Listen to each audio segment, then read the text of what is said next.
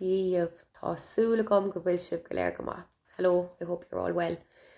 About last night, guys, thank you all so much for your effort, for coming out and being part of the nationwide Shinadilla community patrols.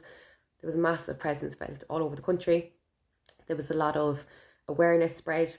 For us here in Cork, we had a very productive evening. They were coming up and talking to us, asking us about us, very impressed, and we've had quite a few requests this morning and new members, so thanks very much. We also got in touch with we went over and introduced ourselves to the guys that run the guys and girls that run the homeless one outside the Savoy. Okay, so we went over speaking to them for a while, introduced ourselves, and they were able to tell us an awful lot about what goes on inside in the city, right? So that will definitely be getting a closer eye kept on. Now,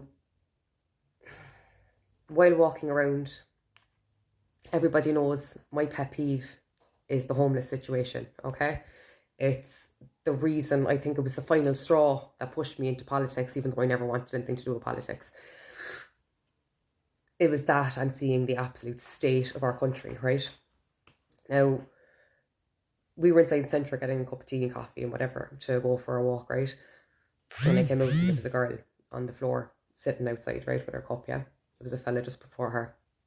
I spoke to him as well.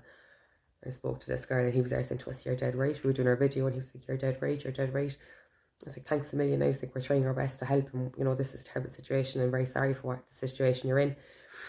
He's like, "Thanks a million, girl." Then this girl came along. She was sitting down, your mum was gone. And I asked her, I shook her hand. I said, "Hi, how are you? My name's Debs." She told me her name was Jackie. She was 23 years old, okay? 23 years old, yeah? She has been in foster care her whole life, and she's been on the streets since she was put out of foster care when she was 18. So she left foster care and had nothing. No support, nowhere to go, no direction, nothing, okay?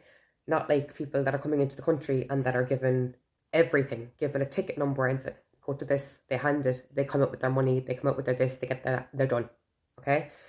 Now, she was very honest with me and she told me that she was off drink, but that she was dabbling in a couple of other things. I said, "Do you mind if I ask why?" She said, "There's been so much I've had to deal with since I've been on the street that I need to."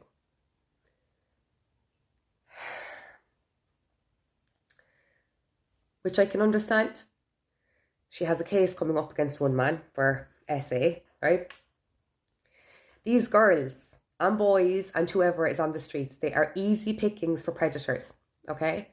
And predators come in all shapes and sizes, all skin colours, all anything, okay?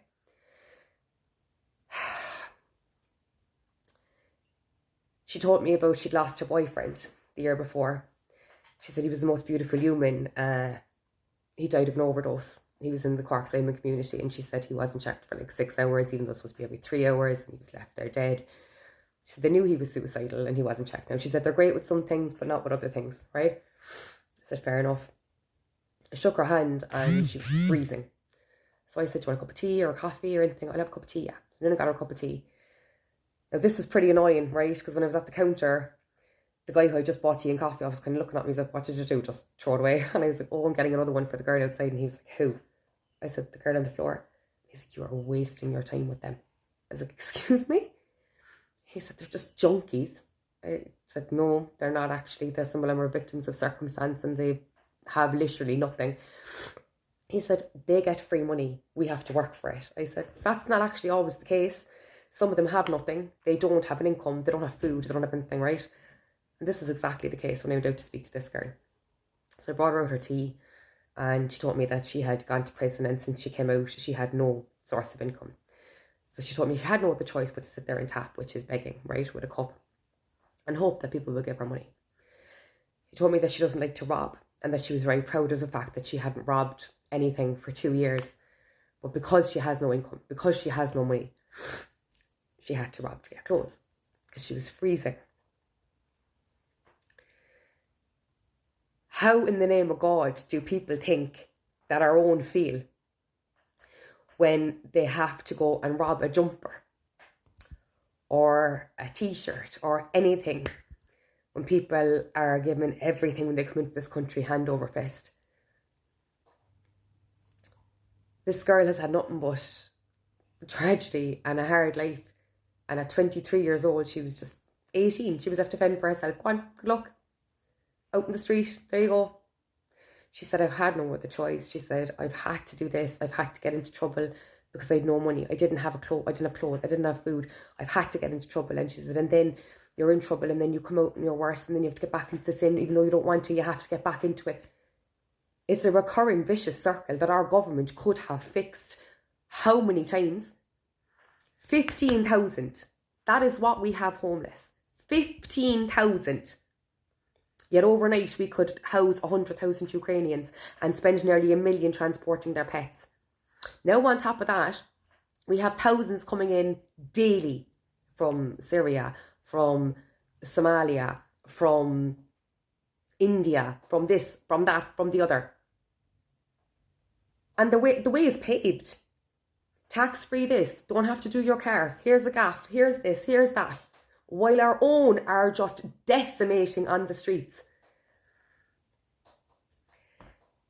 It is an absolute disgrace, the state of this country, an out-and-out disgrace. Now, the only thing I could do for that girl last night was give her a cup of tea. I asked her, I said, do you want money to go stay somewhere? No, girl, no. I said, why not? She said, I don't want to go in there. They're full of drugs. And she said, and you get the shit bed out, yeah?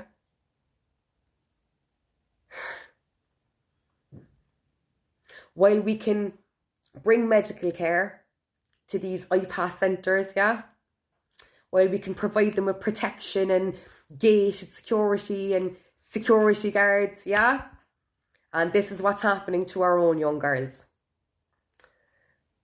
All I could do was give that girl a cup of tea and give her my coat, frozen on the fucking street. But I will be back, just like I go back to every homeless person that I try to help. And I hope she'll still be there, and I hope she'll be okay.